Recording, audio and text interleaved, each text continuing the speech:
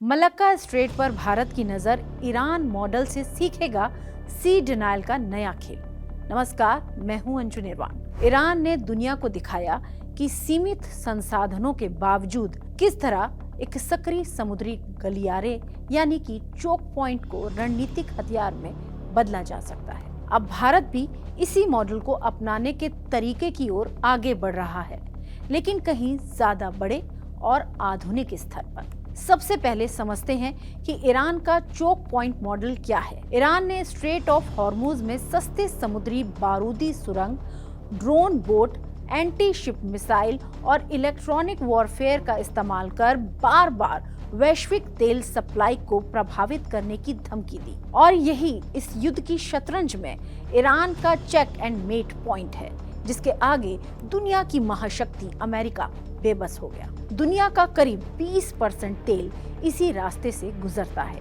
Iran को हर जहाज डुबाने की जरूरत नहीं, कुछ हमले, माइंस और नेविगेशन जाम ही युद्ध के मैदान में हड़कंप मचाने के लिए काफी होते हैं। अब भारत इसी रणनीति को स्ट्रेट ऑफ मलक्का में लागू करने की सोच रहा है, जो चीन के लिए कहीं ज्यादा अहम है।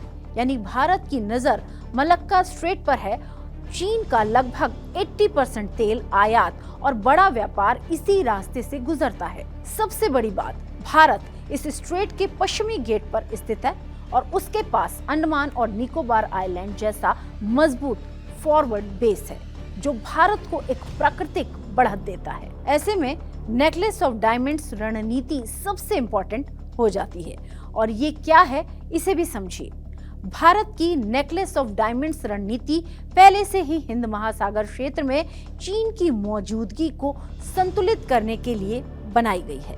अंडमान निकोबार कमांड को अब एक एडवांस सैन्य हब में बदल दिया गया है, जहां रडार यानी कि एडवांस रडार, पीएटआई विमान, पनडुब्बियां और तेज अटैक क्राफ्ट तैनात हैं। यानी भारत का भारी भरकम मिलिट्री डिप्लॉयमेंट।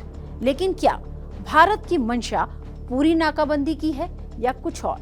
भारत का लक्ष्य पूरी तरह से नाकाबंदी करना नहीं, बल्कि सी डिनायल है।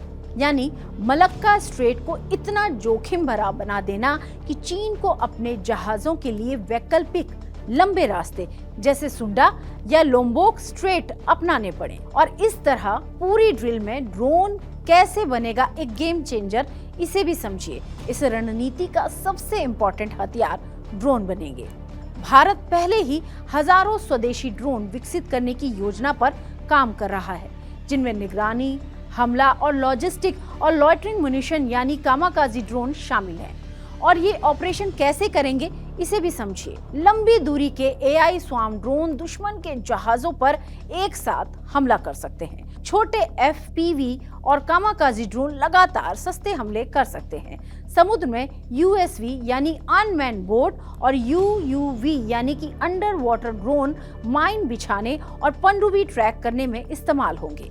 भारत का मॉडल ईरान से कैसे अलग है, ये भी जान लीजिए, क्योंकि भारत की रणनीति ईरान से कुछ अलग है।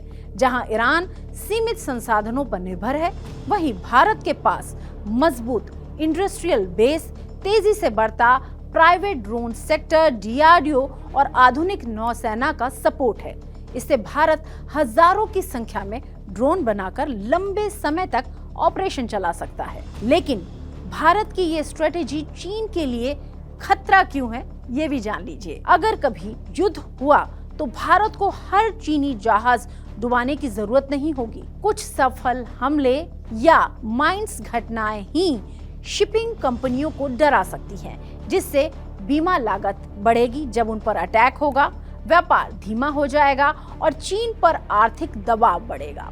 और ईरान ने जो रणनीति छोटे स्तर पर दिखाई, भारत उसे बड़े और हाई लेवल पर या हाईटेक रूप में लागू करने की तैयारी कर रहा है।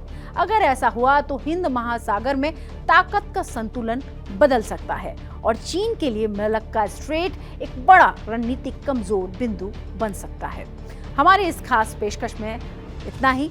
देश और दुनिया की तमाम खबरों के लिए आप देखते रहिए TV9 भारतवर्ष। नमस्कार।